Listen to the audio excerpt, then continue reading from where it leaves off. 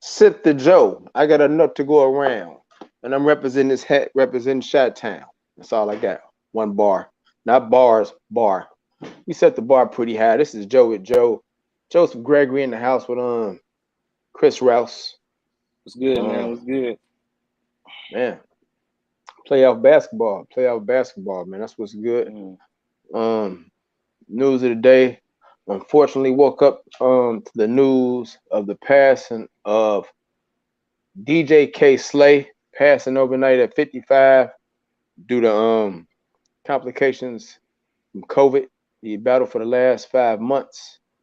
One of the real recognizable faces in hip hop. Premiered Ether when the Jay-Z and Nas thing was going on. Put one of the famous Dipset mixtapes out there. He was the host. Broke into hip hop as a graffiti artist back when he was like 15, and then became one of the world's most recognizable DJs. We're mourning his loss as we kick this show off this morning. Also, this weekend, USC women's basketball committee Leah Gales was shot at a party. I guess somewhere in Las Vegas. She's had a couple of surgeries since then. They think she's going to recover fully. So tough news to hear with the athletes going on.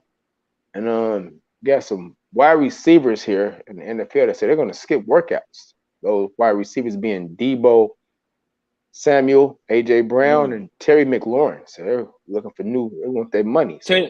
Tennessee AJ? Yes, Tennessee AJ Brown. So they're gonna be skipping workouts, I guess until they get some new deals. Hey, man, that K Slay news was news to me, man. I didn't know that. R.I.P. to K Slay. The Drama King, man, hosted the Beef 3 documentary. Also had the Street Sweeper mixtape with the Papoose alphabetical slaughter on it, man. Yeah. You know, like you said, one of the recognizable voices and faces in hip hop, man. So yeah, man, R.I.P. to DJ K Slay. Yeah, that was news to me, man. The Drama King, man. I remember that, man. So yeah, I got that Street Sweeper mixtape, man. So R.I.P. to DJ K Slay. So it might be something you want to bump today. Thinking about DJ K Slay. Platinum Blend this morning. I'm just gonna say to anybody that was nominated, give it to all the nominees who were nominated for any award. We'll get into that in a little bit about the defensive players, MVPs, most improved coaches. If you were even nominated, I mean, you had a hell of a season at whatever you're doing. So that's my Platinum Blend. No, I'm gonna say my Platinum Blends on that until we get winners, man. So I give it out to the winners, man. I don't like giving out Platinum Blend to second place people because some of those, I'm gonna be real, some of these NBA awards this year, the person I would pick isn't even a finalist. So it's like, so some of them I'm not gonna be happy with the winner regardless. But the fan in me won't be happy, but the analyst in me would be like, I could see that. Well, all right. Well, hold on. I got to take off this hoodie for this next part as we get into the NBA and the Bulls. Hold on. You want to get? He said he got to take the heat off. We got to get into this. In the meantime, man, when I come out with the juice shirt. Know what I'm coming out with the juice shirt. Hey, you can catch me on social media at Chris Rouse Show. Chris Rouse Show coming later today. Also, I'm going to get my own NBA Awards show as well. But this is Joe with Joe, man. This is Joe with Joe. We talking NBA playoffs. We talking Chicago Bulls. Go ahead, kick it off, man. We talking Chicago Bulls, man. We talking Chicago Bulls. Chicago Bulls fell behind 9-0 before eventually falling behind 32-16 later on in the first quarter, but they battled back. They held Milwaukee out the paint a little bit in the second quarter. Got the lead down to about 7 for halftime. Then really came out and played on fire in the third quarter. Kobe White putting in some key buckets for us in the third quarter. But then in the end, like I always tell all my friends when we're watching these Milwaukee Bucks, man, just Drew Holiday over there about the last 8 minutes. No matter what's going on, just look for Drew Holiday in the last 8 minutes. Key buckets. He had a key layup on Derrick Jones Jr. Had a big 3 also as Milwaukee holds off the Bulls 93-86. And they do it with Giannis Antetokounmpo scoring all of his 27 points in the first 3 quarters. Giannis didn't even score in the fourth. And so I don't know if we're going to get this version of the Bucks again with a chance to beat them. Nikola Vucevic led the Bulls with 24 points, 17 rebounds. He was really battling down there, really scrappy down there. You got to battle Giannis, you got to battle Lopez, you got to battle Portis. It was pretty tough. What was Vucevic's numbers from the field? Vuce from the field was only 9 to 27.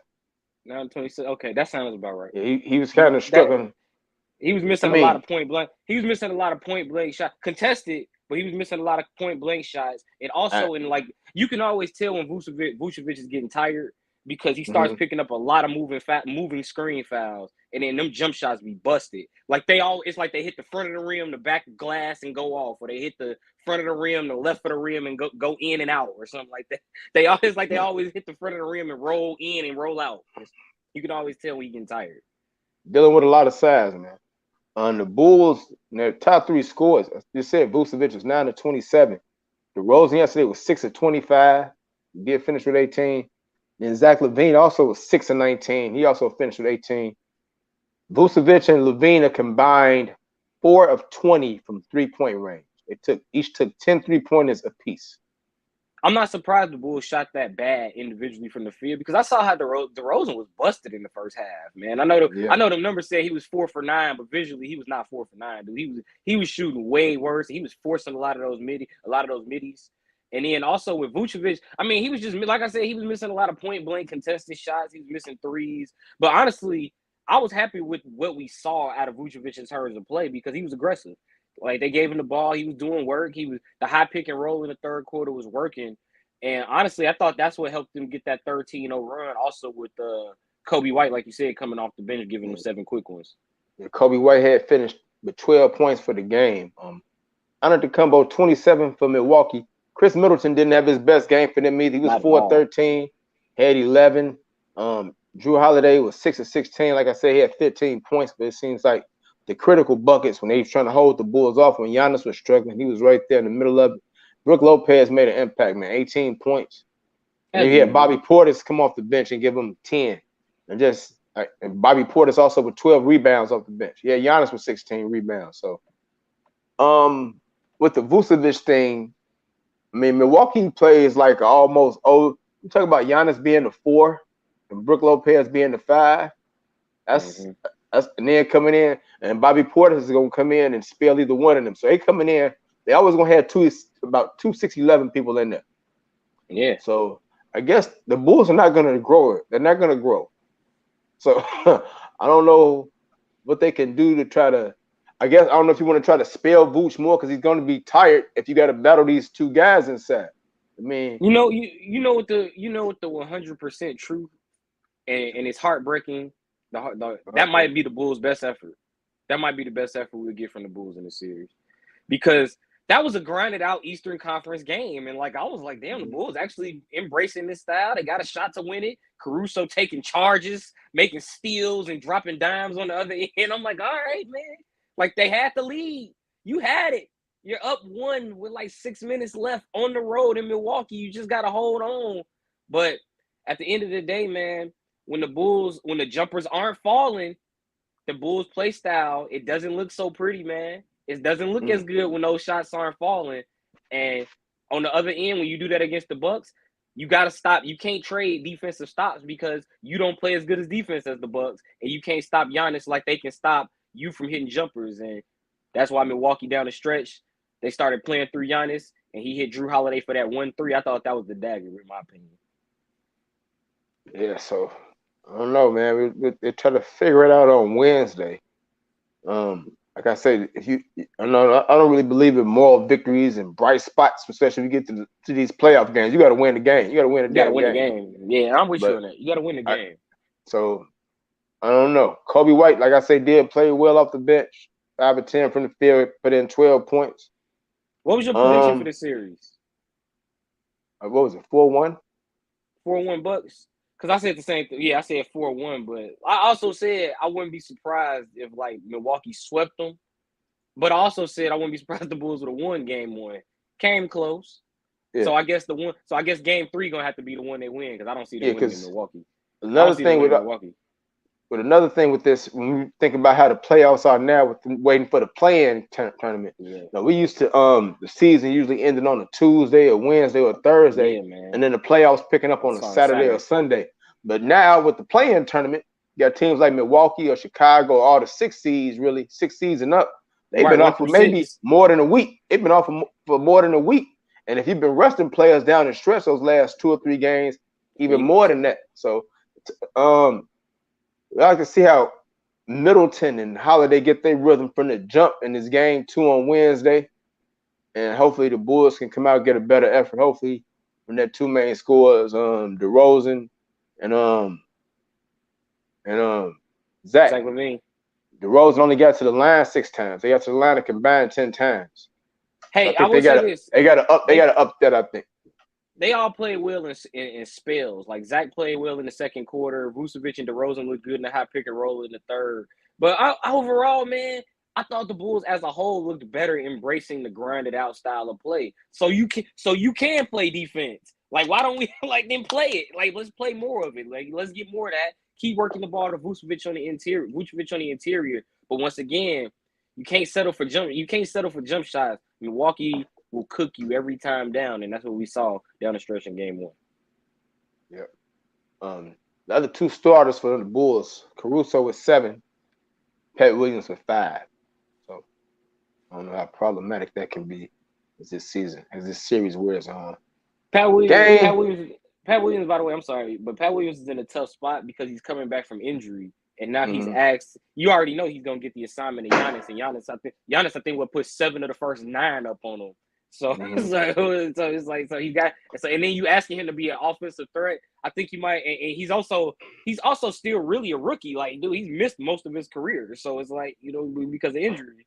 So with that, he's kind of being pushed into a pressure-packed situation, and he hasn't had the availability to really get ready for it. Well, he ain't gonna get it now. He ain't gonna grow. I don't know how much he's gonna grow by Wednesday. Which you don't gotta grow. It's just the grit, the understanding of the playoffs. It's the grit. All right. The grit and understanding of the playoffs. That's all. Game 2 is Wednesday night, 8:30 in Wisconsin. 4 weekend really of great playoff basketball. And the big game, I guess the great game yesterday was the 2:30 game with Brooklyn and Boston. What a game that was. Had a good chance to catch most of that game from probably about the second quarter on, as Boston able. Oh, you got some? What's that, tea? I got hot chocolate. Hot chocolate? Oh, okay. Yes. Chocolate with Chris. Okay. Joe with Joe. Chocolate. Hot chocolate with Chris. What you got? What you got? Coffee? You had Dunkin' too. You got coffee? It's coffee. Yeah. But I don't do coffee, man. An amazing 39-point effort put up by Kyrie Irving, as he told, and he was telling Boston, "F you," literally, as he was dropping those step back threes and all that other stuff. I don't know if you can do that on this show. I don't know if we got regulations. It's a podcast. We have cursed before. I mean, I'm not dealing with you. Kyrie Irving, 12 of 20 for his 39 points yesterday, made the big tie-breaking 3 to make it 114-111 late in that game with about, I guess, a little bit under a minute left. You saw Jaylen Brown come down, hit a layup, make it 114-113. Great defense by Boston. The next possession after that forced Kevin Durant to take a challenge 28-foot shot over Tatum, which he missed. Ime Udoka, the coach, says, "No, we're not calling the timeout. We're not calling the timeout." Has Jaylen Brown push it. He swings it to opposite side to Marcus Smart. Marcus Smart finds Jayson Tatum cutting back door for the game-winning layup.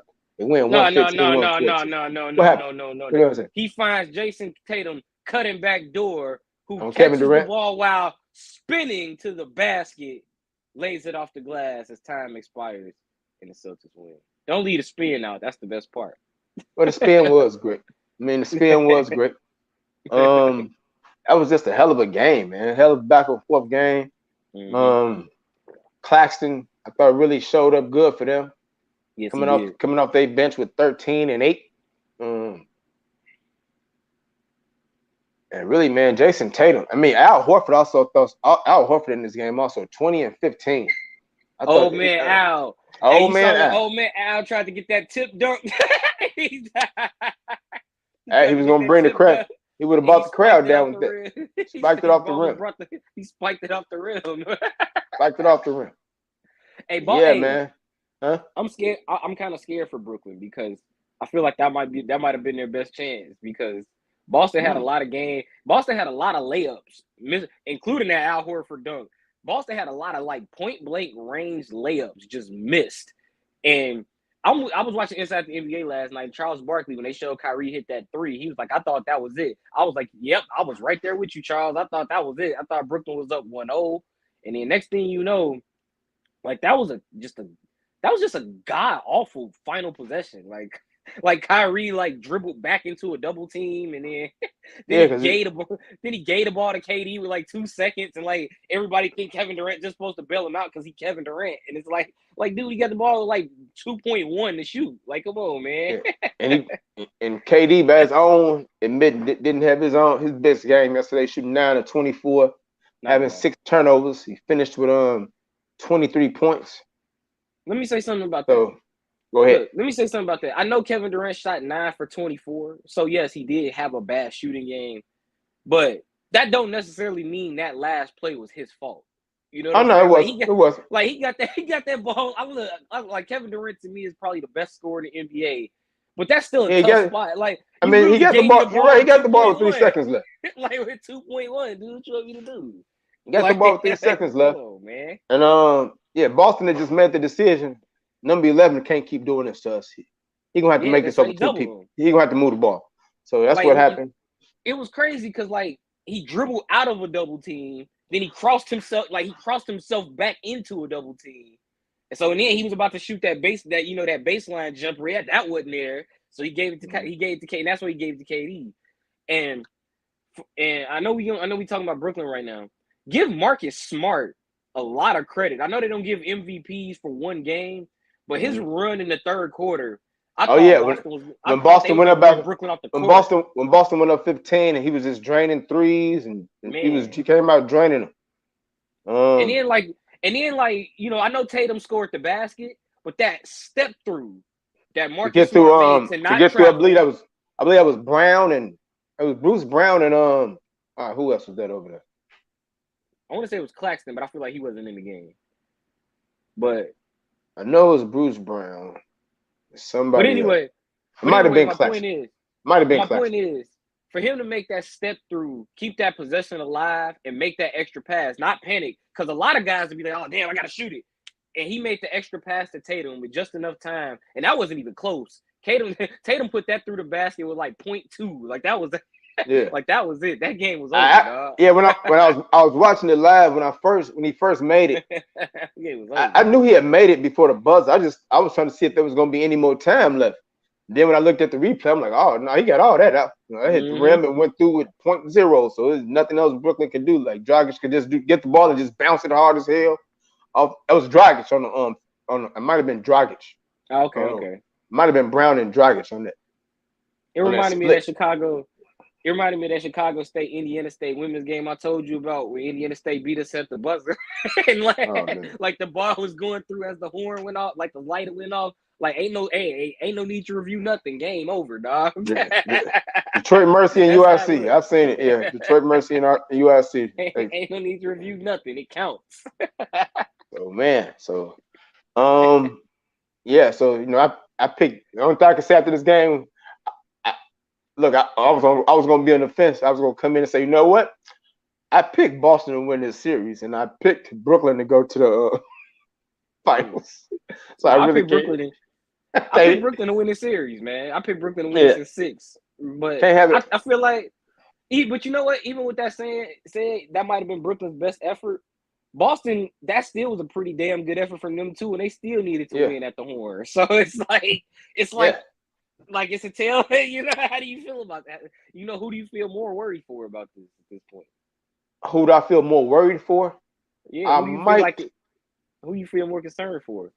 I think I might, even though they won, you probably would feel slightly more concerned for Boston because we just don't know if Kevin Durant is going to miss 15 shots in a game again and have 6 turnovers. It's almost like an anomaly in itself right now. The 24th from Kevin Durant. Kevin Durant get 24 shots. Most of the time, you think he's making at least 15 or 16. That's a 40-point game damn near for Kevin Durant if he get 24 shots up. Yeah. So it was one of those days when Kyrie was actually more efficient than KD. And he was dancing. He was dancing. And he was sparked up by the crowd. He was mad at them. He was upset with the crowd.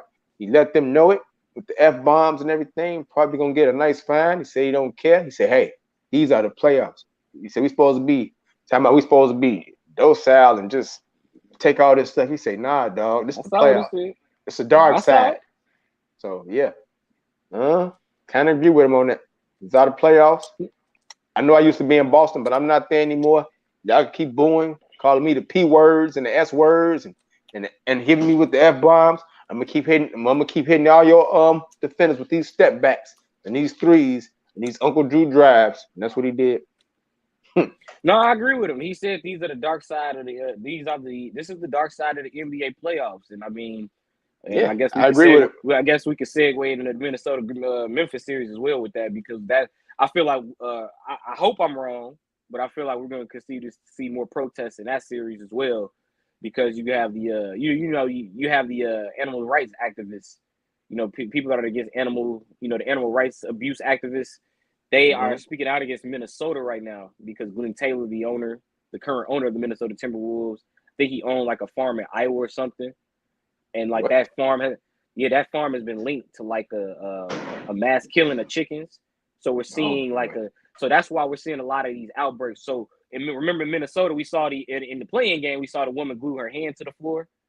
So in Memphis on Saturday, we saw a woman chain herself to the basket stanchion and throw flyers onto the floor. ESPN, all they showed us was them throwing flyers onto the floor. So, it was weird because I was at work, but I was I was at work too. I didn't know. This is my first time learning about this. My first time learning about this. Yeah, yo, shout out to ESPN Plus. But hey, I got the app, so I was at work watching it and like doing camera. But so it was happening. I only saw like them throw the flyers on the floor. After the game, I looked it up. Come to find out, it was a woman who was protesting the Minnesota Timberwolves owner for what's going on with this mass killing. He chained herself to the basket? Chained herself to the back, like came down dressed as a Memphis Grizzlies arena worker, had like a navy towel or navy jacket or whatever on her over herself. And she came to the basket stanchion, put a chain around herself and chained herself to the basket stanchion. So it's about 4:40 in the second quarter. You'll see a delay. There's like about a 5-minute delay. That's them trying to break the chain to get her off, and then take it. It's on YouTube. Like they're trying to break the chain to get her off, and then they carry her out. So it's like it takes them a few minutes to get off. It's like remember. So it's even video of this. Remember in Minnesota, I told you it's like Torian Princess in the video saying, "Bro, she glued herself to the floor." Like so in the Memphis video, it's Ja Morant saying, "What the fuck?"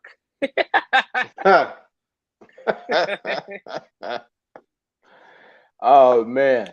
All right. I didn't know any of that. Thank you. Hey, very entertain and inform. That's what we do. Hey, I wouldn't try to entertain. I'm just saying that's what's going on. Well, you did. Inadvertently you did. Speaking of entertaining, how about Anthony Edwards in his playing game and in his first playoff game, putting up 36 points on the road? Karl Anthony Towns, who our good friend, who I was just watching, TJ, who said Minnesota should be trading him. He comes up small in the playoffs. They should off him. I told TJ, just hold on. I told TJ myself, say, calm down, breathe. Let's see what happens in this first series. In this first series, I guess he was the best big man out there. 29 and 13. Honestly, I was more had the big gas face on Jaren Jackson. What's up? I was more intrigued by Karl Anthony Towns' performance than I was Anthony Edwards. I know it was impressive that he had 36 points, but I was more impressed by Karl Anthony Towns because I thought Memphis had no answer for him as they were able to, because he was putting Jaren, not only did he boom on Jaren Jackson, he put him in foul trouble most of the game. Like the Grizzlies really couldn't guard him. Yeah, and I'm also looking and say Steven Adams didn't have any impact in this game, didn't even take a shot. no points, and had 3 rebounds. So that makes me feel like I guess Memphis was kind of on some downsides and only going to play one of the bigs at a time. I guess that was going to be Jaren Jackson Jr., who finished with 12 points and 12 points, 4 rebounds, and 7 blocks. Like you said, he was in foul trouble. Yeah, he was in foul trouble most of the day. Dylan Brooks with 24, Desmond Bane with 17, Ja Morant 32. Most of those coming at 16 of those coming at the line. But yeah, this was going to be a really fast-paced series. And I see also that Minnesota really had the 3-point edge, 16 of 41 from the 3-point range. Memphis only 7 of 27. So also with Minnesota, a lot of that was floor spacing because D'Angelo Russell had a bad game overall. Like he didn't really play good until like the final. He didn't hit. I don't even think he hit a 3 till like the final 6 minutes or something like that. But Patrick Beverly and Jaden McDaniels, they hit the 2 daggers that put Memphis away. Shout out Jaden McDaniels. I thought he played pretty good too. Yeah, Jaden McDaniels 15 and 7 off the bench. It's gonna be a hell of a series right here. I think this one's it's looking like, you know, man, the series of animals that live in the woods. You know, the Western Conference is the Wild, man. So we got a Timberwolves and a Grizzly meeting, and like I said, man, I think this might go 6. But hey, I'm actually not surprised Minnesota won. I think it's a lot of pressure on Memphis to win game 2. Not as much pressure as maybe it is on Dallas, but I think it's a lot of pressure on Memphis to win game 2. I don't know if you're familiar with the rock group Duran Duran, and I'm hungry like the wolf. Hungry like they probably need to come out to that when they get back to Minnesota. But game 2 in this series is on Tuesday. Your team, your finalists, team that you picked looked pretty good on Saturday night. I saw Golden State, you know, take care of I picked Phoenix, Warriors. Huh? I picked Phoenix. I picked Phoenix in Miami. Well, Steph is gonna be like, that's okay. Yeah. Jordan Poole gonna be like, that's okay. Yeah. I am having a pool party in San Francisco. What a debut for Jordan Poole. Put up 30. Really just he outshined Stephen Curry's comeback and everything. Putting up them 20 points. Draymond Green back up to his usual tricks. 9 dimes, 8 rebounds, 12 points. He only made 1 3, but it's always gonna be big. What's up?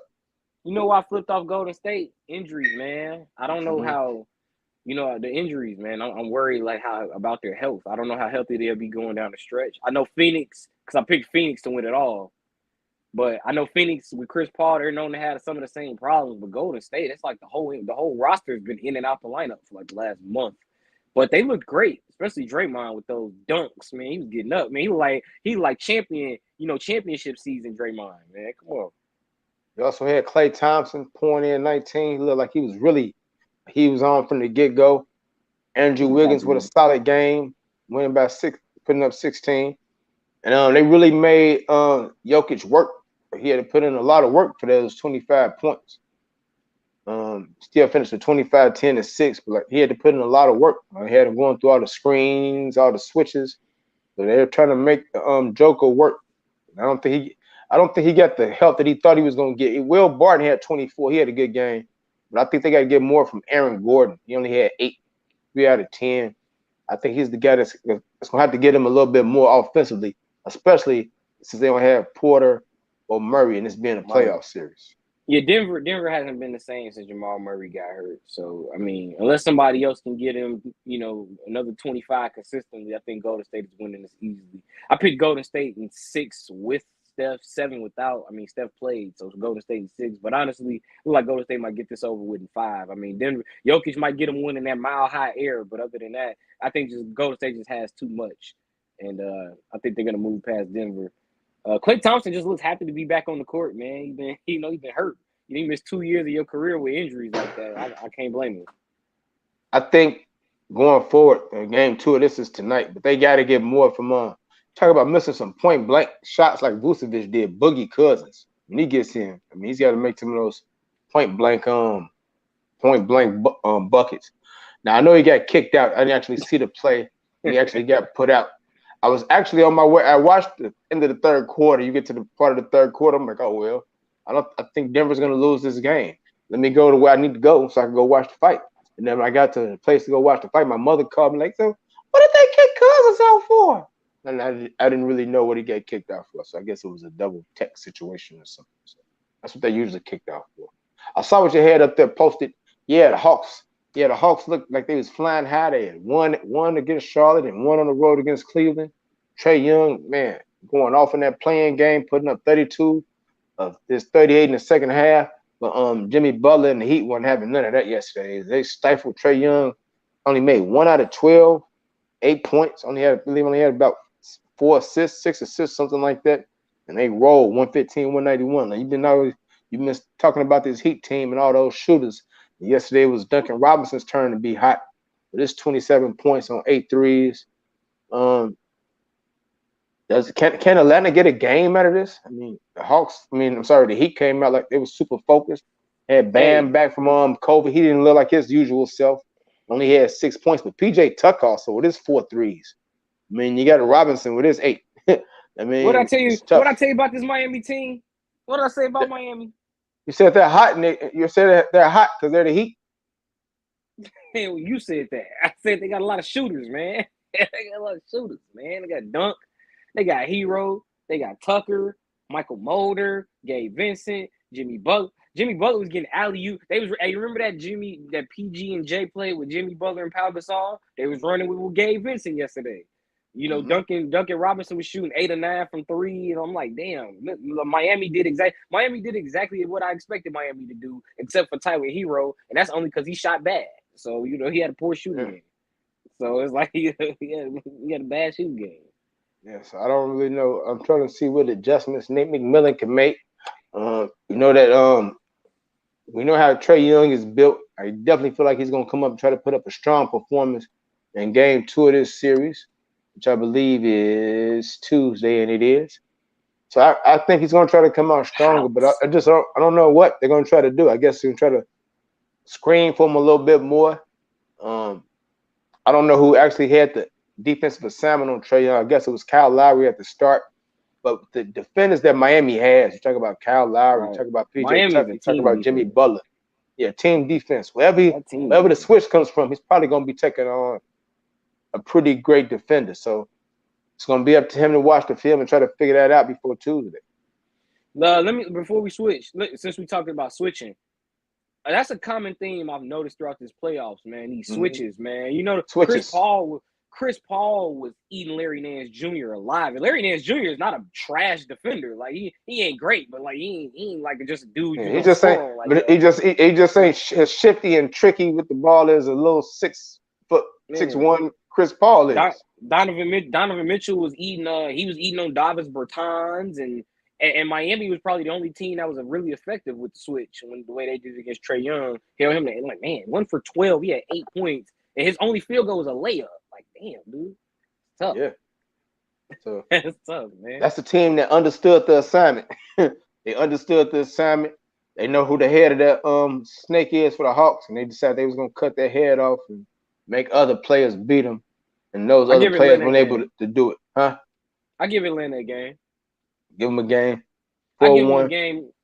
Yeah, I give Miami come in, might go to one of the nice gentleman clubs when they get down there. Might not take care of business. I wasn't even gonna do that. I wasn't even gonna take it that route. Yes, you was. Take it the divisional route. I was gonna take it the divisional route because they beat them already once this year and they played 4 times. See, you was gonna take it to Magic City and Club 112 route. That's right. I was gonna take it that route because it's the regular area where everybody at, and then there's the champagne room where it can't nobody but a few people go. That's what's up, man. The Sixers. How about the Sixers? I told you about Tobias Harris. I say he's gonna be the most interesting man in the world, even though Maxey had 38. Harris, I believe, had 26. And the Dinosaurs, they're compromised right now, man. What did Embiid have? Embiid had 19 points and 15 boards.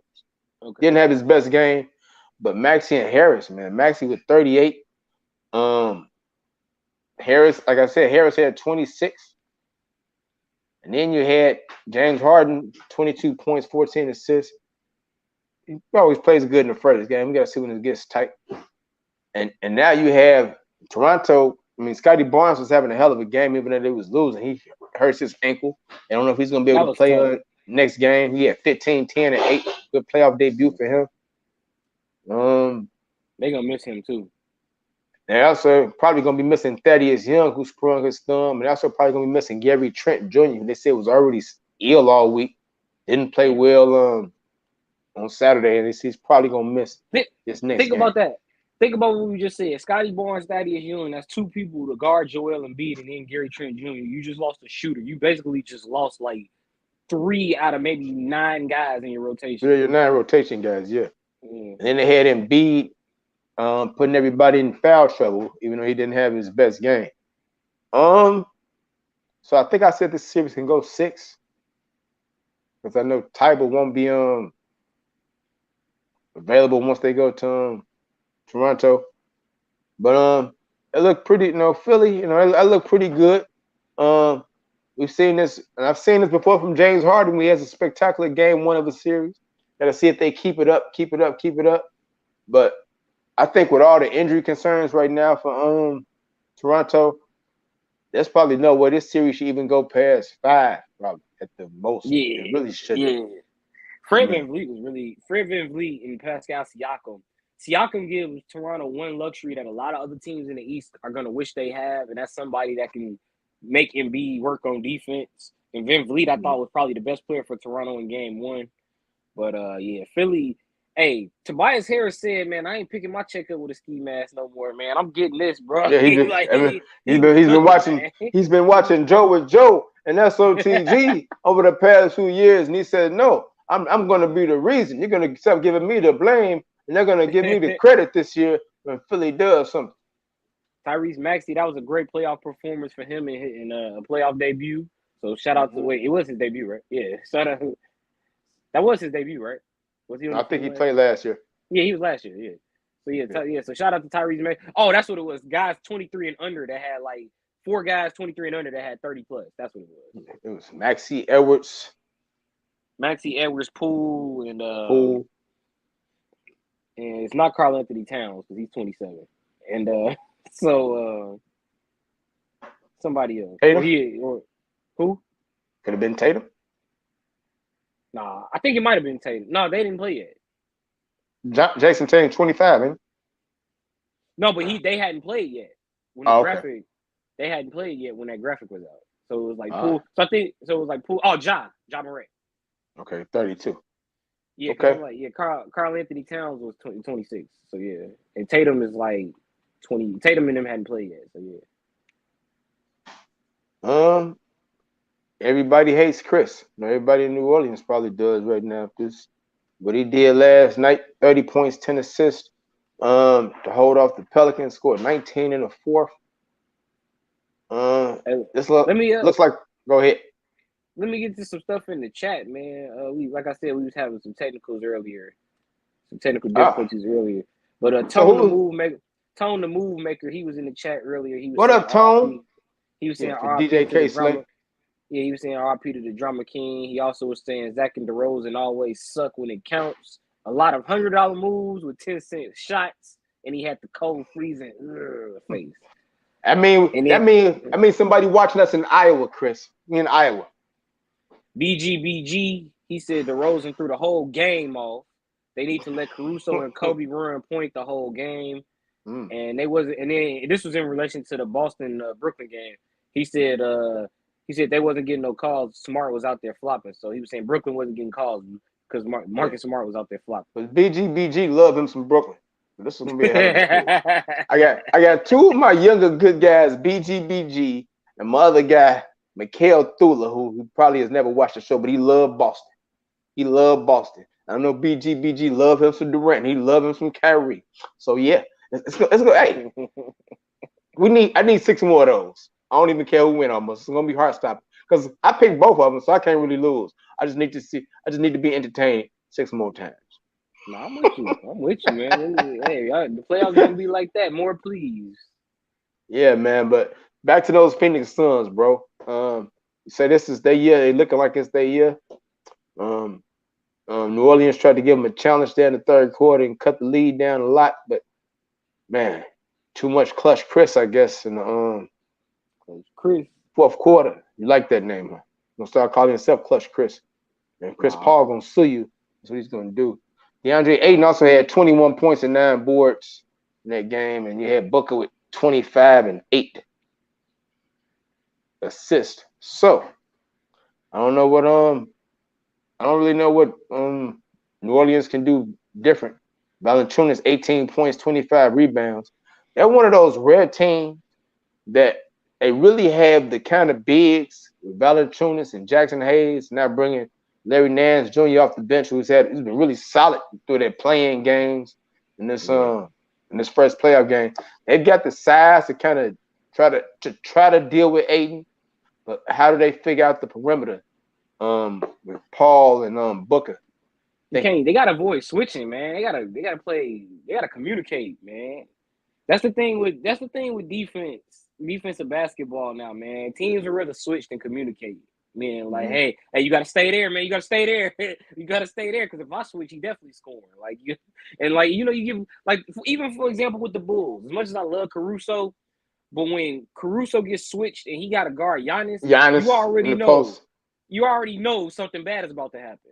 It's like you got it's not. And credit to the scrappiness of Alex Caruso, able to draw a couple of those fouls on Giannis. That was great. I mean, salute to that. Then he drew the other foul when Giannis kind of had him wrapped up, and the referee saw that a foul like they almost never called when he was at the elbow. I believe he wrapped his arm around him. Like, yeah, that's a foul, Giannis. That was one of the things I think that contributed to Giannis not scoring in the fourth quarter. He wasn't able to play his regular minutes. The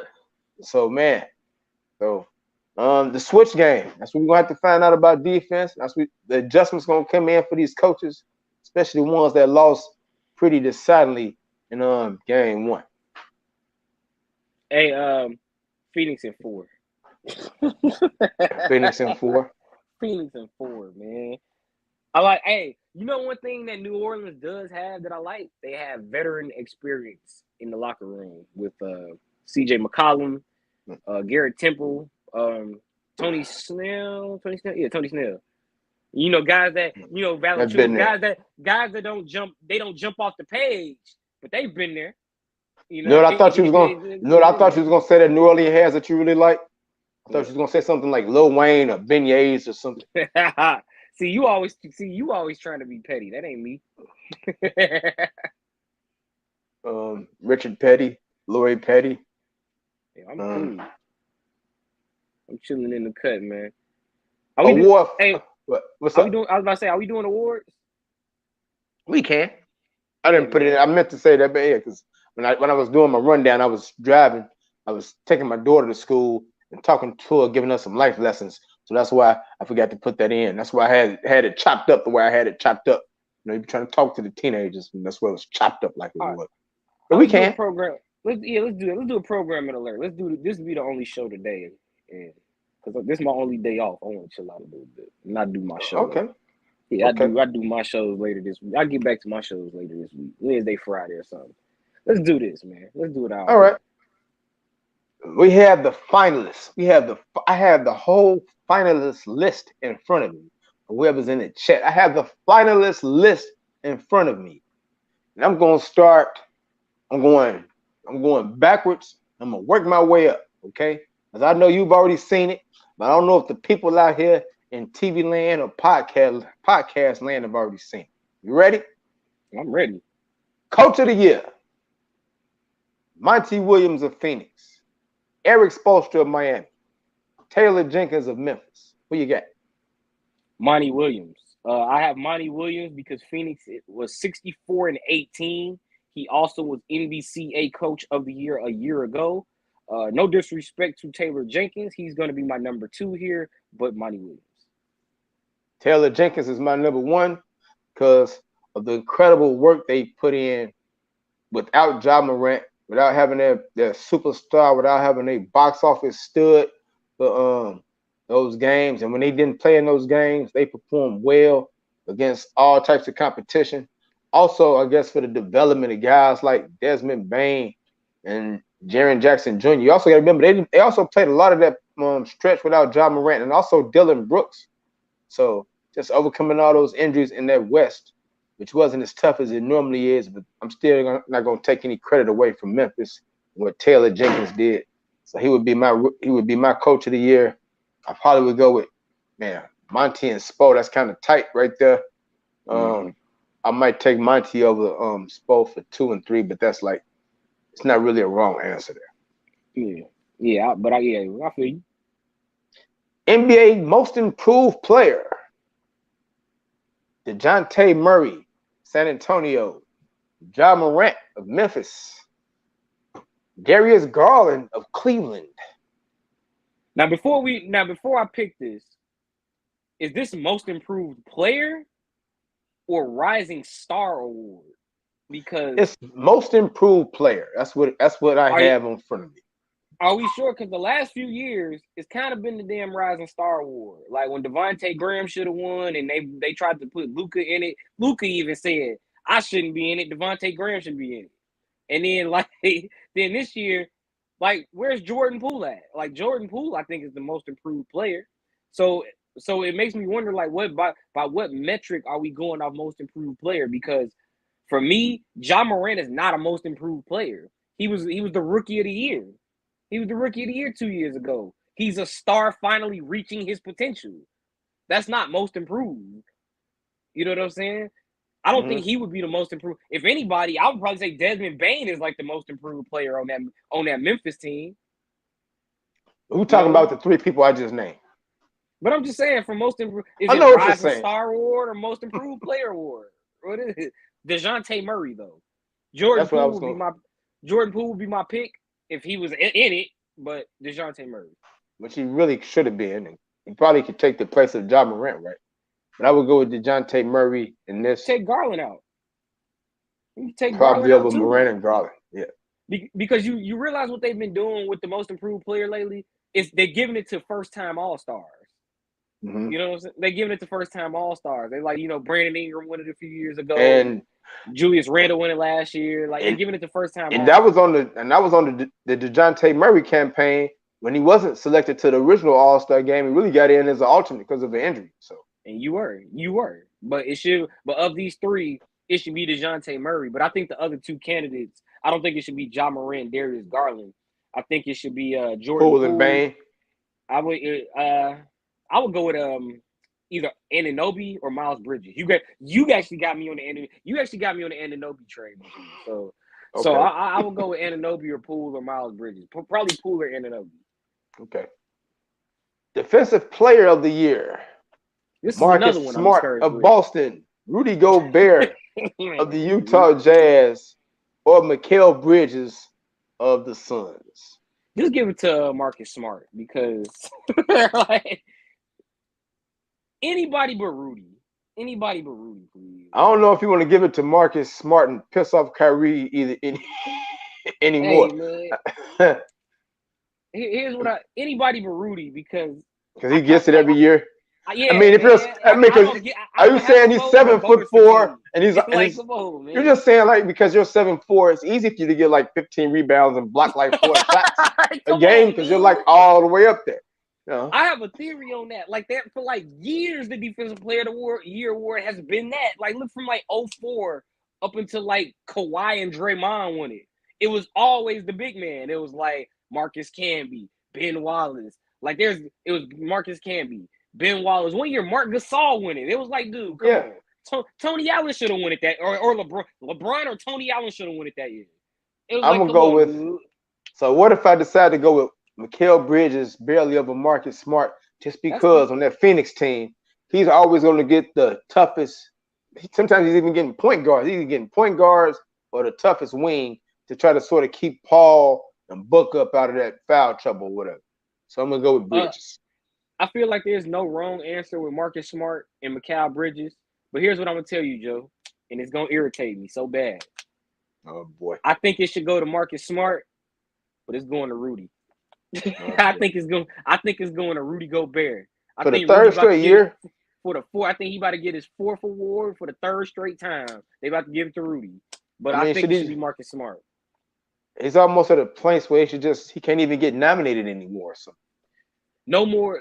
Hey, there's no wrong answer between Bridges and Smart, but I would say give it to Smart just because I think he's been a pretty good defender for years, and a lot of those great perimeter defenders for years never get one. Like Chris Paul never got one, Josh Smith never got one, Ron Artest got one early in his career, like around 03. But there's been a lot of pretty good perimeter defenders that don't have a Defensive Player of the Year award. Tony Allen never had one, So yeah, Junkyard Dog, Grit and Grind. Sixth Man of the Year, Kevin Love of Cleveland, Cam Johnson of Phoenix, Tyler Hero of Miami. This is a slam dunk for Tyler Hero. A slam dunk for a 3-point shooter because Tyler Hero got this running away, dog. Because I think he's had this sold up since like Christmas, dog. It's not even close. It's not even close. It's not even close. He was leading Miami in scoring at one point this year. Like it's not even close. He was. Like it's not even close, man. So Cam Johnson is the we agree is the winner. The runner up. Nah, he's the runner up. I'm just kidding. Tyler Hero. You got a lot of Cleveland love as we go to this next one. Rookie of the Year. I feel like Cleveland. It's a lot of going to the Grammys just to maybe just to take some pictures. Hey, going to the Grammys to take pictures. That's what you saying. There's a lot of going to the Grammys to take. Just on the red carpet. Come on, y'all, take this picture. Just taking pictures. Rookie of the Year: Evan Mobley of Cleveland, Cade Cunningham of Detroit, or Scotty Barnes. Or with the exception of this guy, because Evan Mobley should be the damn Rookie of the Year. Evan Mobley is the one person for Cleveland that's actually going to bring home the hardware, man. Evan Mobley should be the Rookie of the Year. Look, shout out to Cade Cunningham, but I can't get with that coming in too late, especially when Evan Mobley's been producing at a high level from the beginning of the season, game 1 to game 82. It's hard to go against Evan Mobley. And then with Scotty Barnes, the injuries also hurt him a little bit. And I also, man, I kind of favor like Pascal Siakam and Van Vliet a little more on that Toronto team and OG Anunoby than I do Scotty Barnes. So I'm gonna go with Mobley. I'm actually go with Barnes, barely over Mobley. Wow. Love the versatility that this young man has been able to show. And I mean, the game that really opened my eyes, a couple of games when I believe Van Vliet was missing some times, and also Malachi Flynn was also missing some time. They were able to put him at point guard. And he was able to handle it. He was handling it and getting his assists and keeping his turnovers down and getting guys like Siakam and Anunoby buckets easily. So, and he's 6'7", 6'8", good wing, plays both ends of the court. So, and they're a playoff team. So that's a steal. That's a steal for Toronto. That's a steal for Toronto, a team who could have had Jalen Suggs. Instead, they passed and went with the guy that can play 5 positions. And also, after letting Kyle Lowry, Florida State and 4 picks. That's what Florida State does. Put out the 4 pick. Yeah, man. Patrick Williams. I don't know if they'll have it this year, but for the last couple of years, 4 picks: Pat Williams, Scotty Barnes, and both. The interesting thing about both of those players, they came off the bench while they were at Florida State. 6 men. I think they both were the 6 men. I know Pat was. Yeah, both 6 men. But MVP. Yeah, MVP. The nominees are Nikola Jokic of Denver, Joel Embiid of Philadelphia, Giannis Antetokounmpo of Milwaukee. All right. First off, I forgot. By the way, Jaren Jackson Jr. would be my Defensive Player of the Year. He should. That's who I think should be in there, but he's not in it. And much like that, Stephen Curry would have been my MVP had he not gotten hurt. But since he did, we got these 3. We got Embiid, we got Jokic, we got Giannis, and my pick is Joel Embiid. Joel Embiid, bring it home, man. A year later than I thought, because a few years, I think a couple of years ago, I think it was the year after the bubble, I was like, he was my pick to win MVP, but it didn't happen. So him or Dame or something like that is what I said. So this is the year, man. I think he's gonna get it finally. Yeah, I'm in agreement with you on that. Joel Embiid has just been scintillating, sensational, and that was before James Harden got there. Now he's got the championship expectations, and we'll see how that turns out for him. But Joel Embiid, man, just inside, got a scoring title for a big man. A big man normally doesn't get the scoring title. He's got that now under his belt. Man, he's just been playing at another level for most of the year, man. Staying in shape, conditioning looks better. didn't have a major injury this year or whatever. So Joel Embiid, we are in agreement on that. The NBA loves this, man, because it's the return of the big man with Embiid and Jokic. Like, this is a good look for the NBA, man. The NBA has always had its love affair with, like, you know, the battle of the bigs. You know, you think about Russell versus Chamberlain, and you think about, like, the Elijah Ones versus Ewings, and in the era of Shaq. So the NBA has always had a thing with his era, and then, of course, Kareem has had a thing with his era of big men. So, you know, I think that's a good look with Embiid, man. And he should take home the MVP this year. Shout out Joel Embiid. Yep. Shout out to Joel Embiid. Those are awards. We're right. You're wrong. Sometimes he was right. Sometimes he was wrong. Let me ask you this, man. How do you feel about Giannis being the third man? Who do you think should be the third man? Because I feel like they just picked the most popular face. As far as the third, I mean, I think the third position was kind of like floating around, right? Yeah, could have been Chris Paul, could have been DeRozan, could have been Giannis. But I think probably the most underrated person in that wasn't selected as far as the MVP thing might have been Devin Booker. You think about what he did when Paul was injured and still keeping that team afloat. Really had to assume more of the ball handling responsibilities and still was able to put his points up. So he might have been like the dark horse unsung MVP candidate that won't be appreciated in this year. I think injuries took a lot of candidates out directly or indirectly. Steph and Ja directly and DeMar DeRozan indirectly because half the team was out. He directly was affected by that. And indirectly, directly affected by that because, he had to try to carry the load of all them guys being out. And also I think DeMar DeRozan also was affected by the Bulls' inability to beat anybody of substance, especially in the East. I think now they're what? After yesterday, like what, 2-22? Yes. Against the top 4 teams in the East. So yes. So that's that makes us feel not very confident about these playoffs and what happened yesterday and what they weren't able to accomplish yesterday. Southside baseball, your team.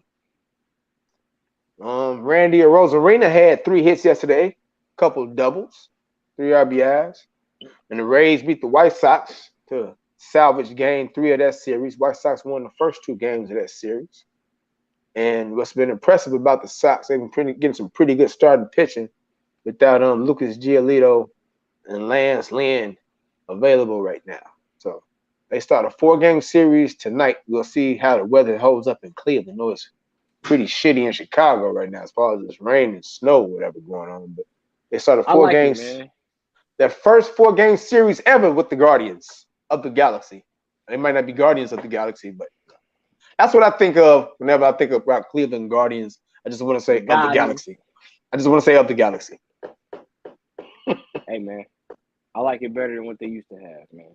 Be PC, man. Be politically correct. All right, well, what do you like best then, since we're being politically? Guardians or Commanders? Guardians. You like Guardians? Guardians is cooler than Commanders. I like that. I feel like it's one of the teams somewhere called the New York Guardians or something I was watching or some game I was playing. So it's like I'm already kind of opened up to that. Somebody called the New York Guardians or something. I think that's a pretty cool name. I feel like superheroes, action figures. Was that the XFL where it had like the New York Guardians? Might have been the XFL. Yeah, that's not a bad name. Yeah, that was the XFL, I think. The New York Guardians. That's not bad. Cleveland Guardians, Washington Commanders. Commanders, you know what I'll say about that? That's perfect for Washington. I like that. I actually like Commanders for the Washington Commanders or something. Think about it like that. I don't know. I don't think I'll ever like it just because it's Washington. You know how I feel about them. Oh yeah, you're a Cowboy fan. Yeah. I know who I am becoming a fan of right now. I'm going to give me a kimono or something. Seiya Suzuki, man. Hey, man, hey, bro, we mentioned nothing about the White Sox. You start talking about the Guardians. I'm sorry. Yeah, we did. You start talking about the Guardians, man. I was asking about, now the first couple of games against the Rays, they won Saturday 3-2, and then they won Friday. I know they won Friday. They won Friday 3-2, 3-2 each game. So I wanted to ask you about the starting pitching without the two of their best pitchers right now. Dylan Cease was great on Friday, He was. Hell, 5 Kopech was great yesterday. 2/3. Kopech was great Saturday. Yeah, and it was Kopech on Saturday. So how do you feel about the starting? Are you encouraged by the starting pitching you've seen so far from Cease and Kopech, even though Vince Velasquez didn't have the best day yesterday? Yeah, man, I'm cool with the White Sox starting pitching, man. I liked what I saw out of Kopech. I also like what they've done with Reynaldo Lopez, man. He looks a lot more comfortable coming out the pen, man. He got being a couple being a bridge guy, whatever. being a lone reliever. He looks a lot better doing that. But the thing that still concerns me about the White Sox, one of them games against the Rays, man, they only won that game because Tampa Bay had a lot of errors. You know, they just couldn't handle the ball. So the White Sox, you know, they have games that they should have won, like the Detroit game. But then they've also had some games where they've won where I'm like, dude, come on, bro. Like, you know, that you only won this because the other team is playing bad. It's all the big concern for me at the all season long is gonna be that bullpen. That's gonna be the one thing that has me a little nervous. But I'm happy with what I've seen out the offense. I'm happy so far. White Sox 6-3. Keep it rolling, baby. Southside Hitman. Keeping it rolling for them, and I don't know what to say about the Cubs, but hey, we got a split 5-4, hanging in there. Not a lot of expectations, you know. Seiya Suzuki, Seiya. I like him. Dude's a beast. Got 4 home runs already. Impressive hot start. Ryan Wick got the win yesterday for the Cubs out the bullpen, but Drew Smalley's been pitching pretty excellent these first couple of games. 4 2/3 yesterday with no earned runs. And the guy, I think somebody said it on Facebook, and I totally agree with him. The Cubs have they have a few more contact hitters this year instead of used to always have like guys you think they come in, they got to get 25 or 30 bombs, and this team doesn't like they're going to be built like that. They're like they're going to be about contact, moving runners over. No, but Suzuki is providing the power of everybody else in there. You just really want to have good at bats and get hits, like Nico Horner, like Frank Schwindler, and the rest of this lineup. Hermosillo, the guys like that, they're just gonna be out there getting hits, not really worrying about the long ball all the time. I mean, that's cool. I like that. I like Wisdom also. He's pretty good. Patrick Wisdom, yep. Schwindel's a bopper. But Seiya Suzuki, what I like about him, he's more of a strategic hitter. I agree with that. You said they got a lot of contact hitters. He seemed like a strategic hitter, man. Then he had a game with 2 home runs like a couple weeks ago. That was against Pittsburgh last week. Pirates, yeah. So man, I like watching him. Wednesday. I like watching him hit, man. That's the first time I've said that about anybody since Chris Bryant. So I like that about Seiya Suzuki. At least for the Cubs, first time I've said that to anybody about Suzuki, about anybody since Chris Bryant. And now the Cubs come home for a 7-game homestand. Thursday through Friday part of the week, they'll be facing the Pirates. But the first 3 games are going to be going against the same team the Sox just got through playing, which is the Rays. The Rays got to be thinking, damn, what schedule? It's a shitty time to come to Chicago for a week. It's raining and snowing. We from Florida. We ain't about this life. So we'll see if they can get those 3 games in with the Rays starting tonight at 6:40. Now, I know I didn't put this in the rundown, but I know you saw me and Justin talking about it. Yes, I chat over the weekend. Errol Spence Jr. put on a show. That was a hell of a fight. Yugas tried to bring the fight to him. And Errol Spence was like, man, the part that everybody's going to be talking about taking away from that fight is the moment when Yugas landed a punch on Spence, knocked his mouthpiece out. Spence wasn't hurt by the punch, but he sort of, when the mouthpiece flew, he sort of like covered his mouth up, went to go like try to grab the mouthpiece. Yeah. And the referee hadn't called time, anything. And Yugas caught him like bow with a couple more shots. And I almost thought he was going to be I almost thought he was going to be in trouble for a minute. And after the fight, Spence said, yeah, he had a moment. Said that was his fault. He's got to defend himself at all times. So he thought he had the referee say, whoa. But the referee in that fight really was, he was really trash. He was the level of NFL playoff. He was the level of NFL playoff official. He was really trash. He was giving people stops. He kept stopping the fight. Yugas' eye, he suffered an orbital fracture in his eye. His eye looked like a belly button. Like you can even tell it. If you looked at his eye over here, you wouldn't know what the hell was on the other side. I mean, it was all puffy. You couldn't see any cornea, any iris, any pupil, or anything. All you saw was this was swollen and this was swollen. It's like a belly button. Looked like a belly button. But they let him fight to about the 10th round. Errol Spencer stayed busy, stayed on the attack. So now, hopefully, please, pretty, please, with cherry on top, you finally get to see Terrence Crawford, hopefully. I saw Justin, he was in the chat saying that he didn't think Spence was ready for Crawford. Was that you said? One of y'all said that That's what Justin said, because I think Spence is ready for Crawford. Okay. Damn it. I want to see the fight. And what's up? In the chat, Michael Brooks and Frankie J will hit you with thumbs up. They enjoying Joe with Joe. Episode 29 is Monday morning. Now you know what that means? 18th. We got people in Michigan watching us. That's where Mike Brooks from. He's from Michigan. That's Michigan. Michigan and Iowa with us. And Frankie J will, he moved around so much. He's somewhere in the Midwest. I can't remember what part of the Midwest. Thomas Gooch in the chat. What's good? Oh, he got time. Man, Gooch had time. Right, he got time, bro. Like, he must have looked at his wrist and had time today. He ain't got that bag chase today. I feel you, man. That bag chase be real. Keep chasing that bag, dog. Man, do it. You got to do it. You got to do it. But yeah, as far as Spence and Crawford, I want to see Spence. I mean, I want to see the fight, really. I think Spence will win. And if I'm wrong, I ain't got no problem with it. I just want to see a great damn fight between the two best fighters. It seems like, man, fight while y'all still in y'all primes. Don't be waiting till y'all get to about 45 and say, okay, now let's fight. Fight when these belts is on the line.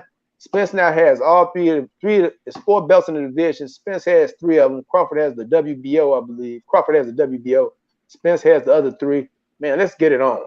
Sit down, get a date, get a stadium, get the split together, make it happen.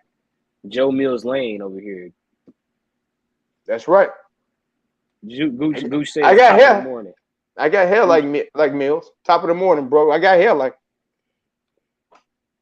Or I don't have hair like him, so. Hey, that's your business, dog. I know that. They ain't got nothing to do with me, man. Telling me something I don't know. Yeah, man. What's in your cup? Oh, that hot chocolate is gone. So, so you have some. Maybe it's a little bit, love. I see you have some water over there. Mm-hmm. Gotta stay hydrated. Man. Definitely. They don't want us to stay hydrated. You gotta stay hydrated. You got to stay hydrated. Don't worry about what they don't want. You got to stay hydrated. Stay hydrated. All right, what's in your cup, man? Who we got? I don't even have a what's in your cup. Actually, I don't. I'm looking. I'm trying to find something. I ain't got no. Mine was gonna be the Minnesota protest I talked about earlier, but I already talked about it. So I guess that's it. Yeah. So I guess that was what it's gonna be for me. I mean, DeMarcus Cousins, but I mean, like him wilding ain't really surprising no more. You know, that's just him being DeMarcus. That's him being Boogie, right? I do have. I don't know if this is a what's in your cup, but it's I guess it's teetering. It's almost got in the cup. I don't know if you saw this over the weekend. I just found out about it this morning. There were reports that Baker Mayfield could be going to Carolina. Yeah, I saw that. And Robbie Anderson, the receiver, replied on Twitter, "No," with like 6 O's behind it. Like he does not want Baker Mayfield there. So that's just be an odd. I mean, if a wide receiver is telling his quarterback no, telling management no. You know what that is? What is that in money? You know what that is in money? That's 1 million no's if it was 6 O's. Yeah. But he had the end in front of him. So he really doesn't. No. He is telling management no. I don't know what Robbie Anderson wants. He's been playing a lot with Sam Darnold over his career. I don't know if that's worked out for him. I mean, trying to tackle defensive backs and linebackers that are running the other way with passes that were intended for you or your teammates. That's how you want to keep spending your wide receiver years, dog. Using that burning speed you got to try to tackle people.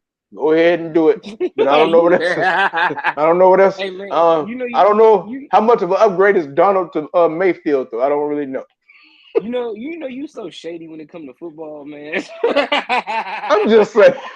I'm just saying, man. He said, if you would have used that burning speed to keep tackling defensive players the rest of your career, Jason, you want to try to run down J.C. Jacksons of the world and all these other people that's supposed to be catching passes that's supposed to be for you? I mean, do what you got to do, man.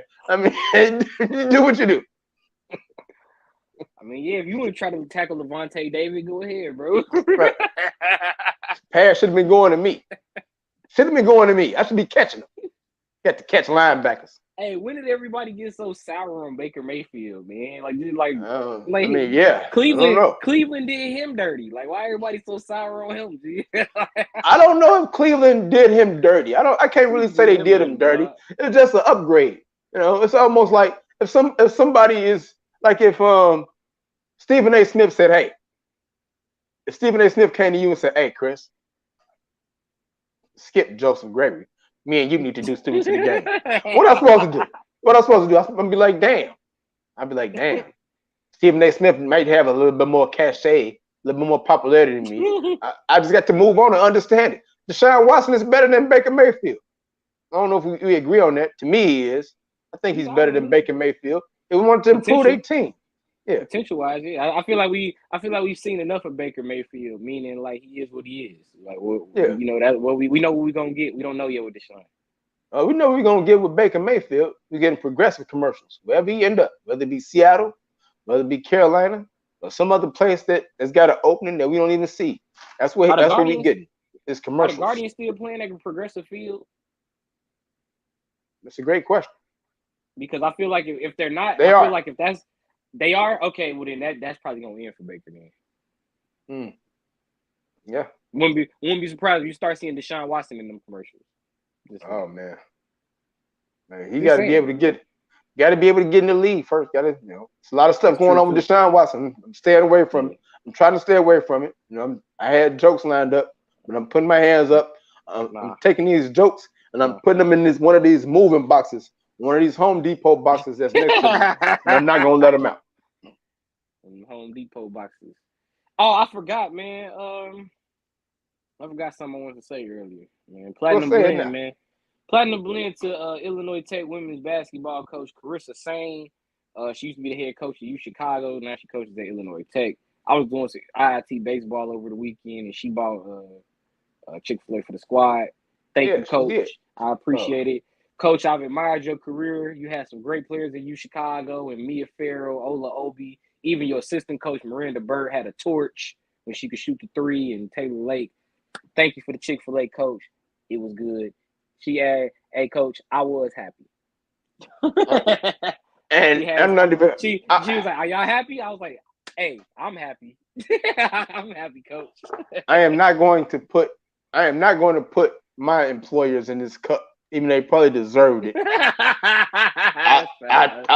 I'll talk about it when we get off of air in a couple of seconds, but I didn't put her in the cup. I gave her Platinum Blend. Blend. I mean, you roll up and you got me a nice chicken sandwich with a waffle fry and something to drink. You get my Platinum Blend too, But unfortunately, Sierra Mist, Aquafina, Diet Pepsi. That's what happens on our end. That's what we're getting. Ain't no cake or nothing sitting in that fridge no more or nothing. Nah, dog. The disrespect is not even being disguised anymore. That's all I can say. There's no disguising the disrespect anymore.